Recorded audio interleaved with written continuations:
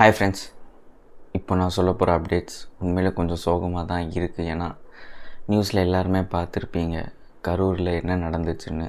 38க்கு பேர் மேலே இறந்துருக்காங்க. அண்டு ஒரு 60-80 பேர்கிட்ட பயங்கர சிவியர் இன்ஜுரிஸோடு இருந்திருக்காங்க. இது காரணம் என்னென்னா, விஜய் அண்ணா வந்து பார்க்க வர அந்த டூர் கேம்பெயினில் பார்க்க வர எக்ஸைட்மெண்ட்டில் இவ்வளவுமே நடந்திருக்கு.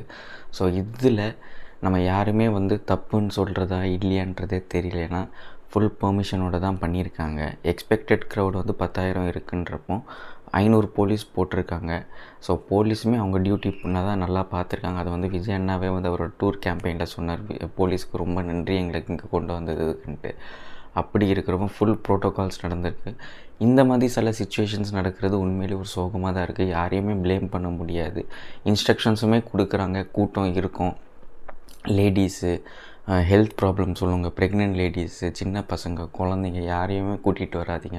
உங்களால் முடிஞ்சால் வாங்க, இல்லைனா டிவிலே பாருங்கன்ற மாதிரி வார்த்தைக்கு வார்த்தை அதுதான் எல்லா டைமும் சொல்கிறாங்க.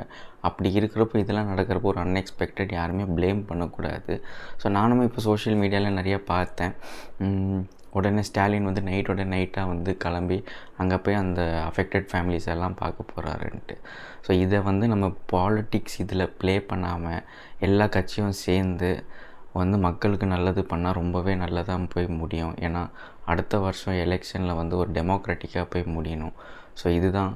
ஸோ பார்ப்போம் என்ன அப்கமிங்கில் நடக்க போகுது. விஜய் அண்ணாக்கு என்ன கண்டிப்பாக ஏதாச்சும் ஒன்று வச்சு செய்யணுன்ட்டு இருப்பாங்க, கான்சிக்வன்சஸ் இருக்கும். ஸோ அப்கமிங்கில் பார்ப்போம். இப்போவே நீங்கள் பார்த்தீங்கன்னா சோஷியல் மீடியாவில் யார் மற்ற பெரிய பெரிய செலிப்ரிட்டிஸ், ஈவன் சூப்பர் ஸ்டார் கூட வந்து கண்டோலன்சஸ் மாதிரி சொல்லியிருக்காரு. அதுக்கப்புறம் மற்ற ஆக்டர்ஸும் நான் பார்த்தேன். சில பேர் வந்து விஜயே டார்கெட் பண்ணி அப்படி சொல்லியிருக்கிறாங்க. ஸோ இந்த டைமில் ப்ளேம் நீயா நானான்ட்டு ப்ளேம் பண்ணாமல் சிச்சுவேஷனை புரிஞ்சிக்கிட்டு ஹெல்ப்ஃபுல்லாக பண்ணி முடித்தோன்னா கரெக்டாக போய் முடியும். ஸோ உங்களோட தாட்ஸ் ஏதாச்சும் இருந்துச்சுன்னா கமெண்ட் செக்ஷனில் போடுங்க. அதை நான் பார்த்து